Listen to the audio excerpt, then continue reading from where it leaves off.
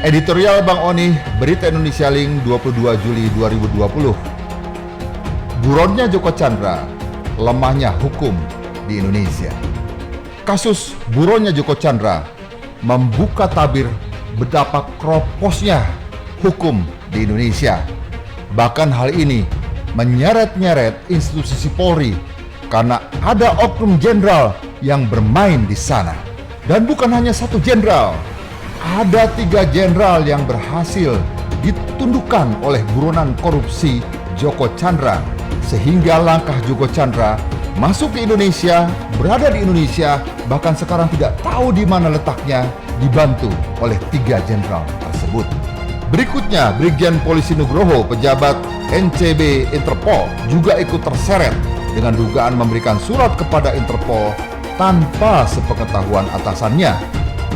Terakhir, Irjen Napoleon Bonaparte, Kepala Divisi Hubinter, yang juga tersandung kasus ini.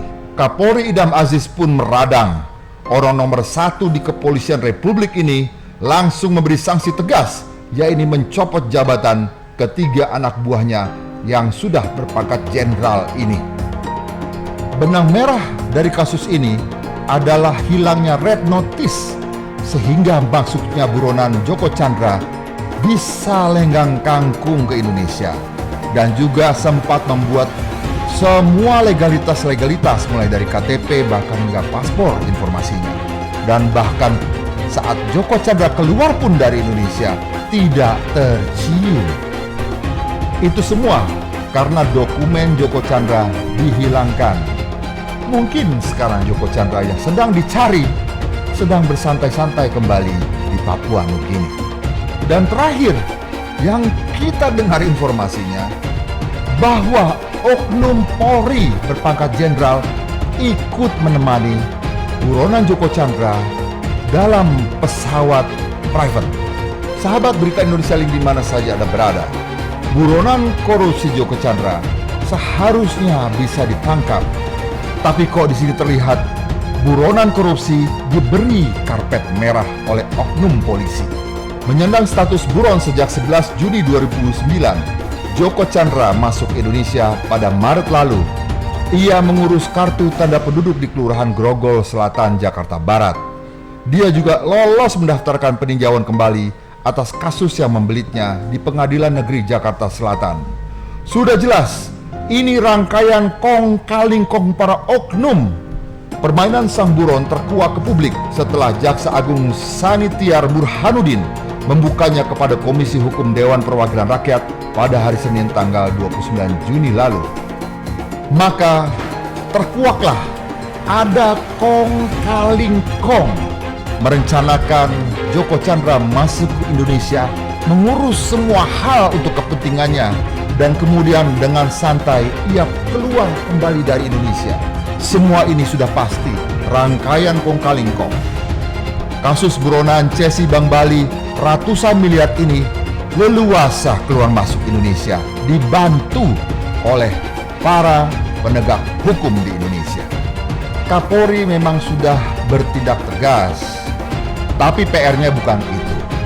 PR-nya bagaimana Kapolri bisa membuktikan bisa menangkap Joko Chandra, tentunya dengan bantuan Interpol.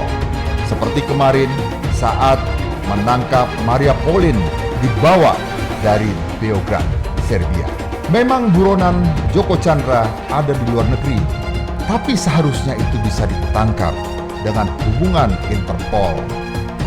Yang penting, bagaimana menangkap buronan Joko Chandra ini bisa dilakukan oleh kepolisian. Dan itulah target utama Polri dengan jajarannya. Setelah tertangkap, institusi hukum di pengadilan bisa melanjutkan prosesnya. Namun yang penting, presiden ini jangan dibiarkan, karena jika tidak, rakyat Indonesia akan pesimis dengan hukum yang ada di tanah air dan juga para aparat keamanan. 3 oknum jenderal yang telah mencoret nama kepolisian ini menjadi catatan penting, di mana kepercayaan masyarakat bisa makin luntur apabila kasus Joko Chandra tidak bisa selesai dan tidak bisa dibawa ke tanah air untuk diproses. Ingat, negara ini adalah negara hukum. Jangan membuat masyarakat pesimis. Mari cari Joko Chandra, tangkap dan adili sesuai dengan apa yang telah dilakukan. Hukumannya diberikan. Demikian sahabat Berita Indonesia Links, editorial Bang Oni Berita Indonesia Link 22 Juli 2020. Sampai jumpa lagi di editorial Bang Oni berikutnya. Salam Berita Indonesia Link.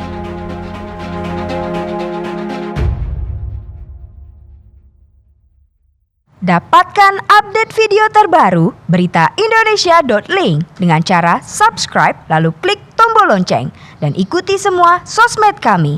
Jangan lupa ya.